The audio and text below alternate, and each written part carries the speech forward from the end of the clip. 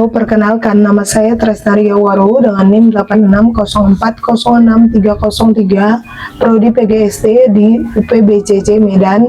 Kali ini saya akan mengadakan praktikum, yaitu pada mata kuliah praktikum IPA di SD pada modul yang ketiga, modul makanan, pada kegiatan praktikum 3 atau KP3 pencernaan makanan. Di sini saya akan menjelaskan tentang sistem pencernaan pada manusia. Tetapi sebelumnya, mari kita akan membahas apa itu sistem pencernaan. Sistem pencernaan adalah sistem yang mengolah makanan menjadi energi dan nutrisi untuk tubuh. Dalam proses pencernaan ini melibatkan beberapa organ yang disebut dengan organ pencernaan. Nah, mari kita akan membahas fungsi sistem pencernaan terlebih dahulu. Fungsi sistem pencernaan ini yang pertama adalah mengolah makanan menjadi zat yang dapat diserap oleh tubuh. Dan fungsi yang kedua adalah menyerap nutrisi untuk energi, pertumbuhan, dan perbaikan tubuh. Fungsi yang ketiga adalah mengeluarkan sisa makanan yang tidak diperlukan lagi oleh tubuh. Nah, mari kita bahas organ pencernaan dari yang pertama sampai dengan mulai dari mulut sampai dengan anus. Mari kita akan bahas, yaitu organ pencernaan pada manusia itu dimulai dari mulut, kemudian diteruskan ke kerongkongan, kemudian makanan sampai ke lambung, dan ada juga usus besar, usus halus, dan kemudian terakhir sisa makanan dibuang pada anus. Nah, mari kita bahas dari organ pencernaan yang pertama, yaitu mulut. Mulut ini merupakan organ pencernaan pertama yang terdiri dari, di dalam mulut ini ada gigi, lidah, dan air liur. Nah, apa fungsi gigi di dalam mulut kita ini?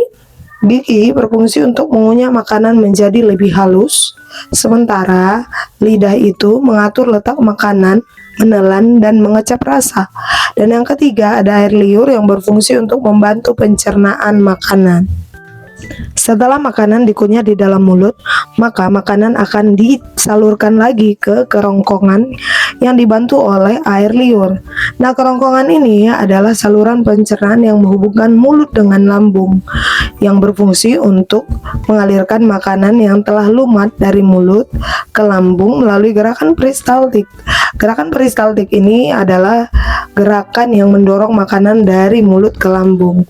Nah, bentuk kerongkongan ini adalah bentuk tabung dengan panjangnya 20 cm. Nah, organ pencernaan yang ketiga adalah lambung. Makanan yang berasal dari kerongkongan masuk ke lambung. Lambung menghasilkan getah pencernaan.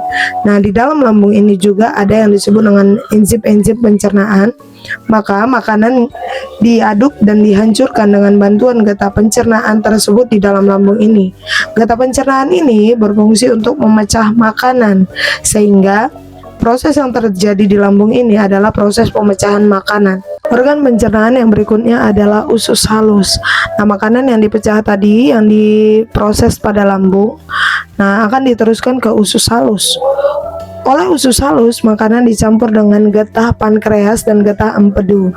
Makanan yang telah tercampur diremas-remas oleh otot usus halus. Organ pencernaan yang berikutnya adalah usus besar. Usus besar bersambungan dengan usus halus. Permulaan usus besar ini disebut usus buntu. Di dalam usus besar terjadi penghancuran sisa-sisa makanan dengan bantuan bakteri pembusuk, yaitu bantuan bakteri Escherichia coli. Organ pencernaan yang terakhir adalah anus.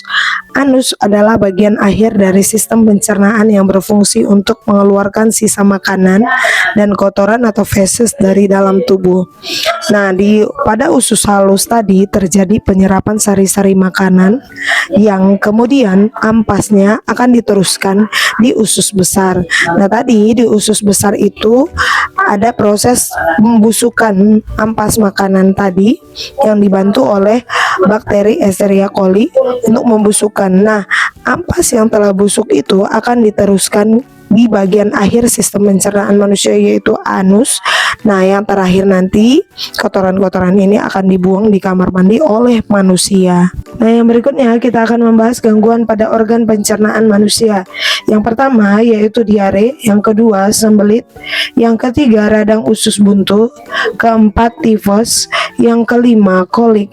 Agar tidak terjadi gangguan-gangguan pada organ pencernaan, yaitu pada sistem pencernaan manusia, maka kita harus menjaga kesehatan organ pencernaan kita dengan makan makanan yang sehat dan minum air putih minimal 8 gelas satu hari atau minimal 2 liter satu hari.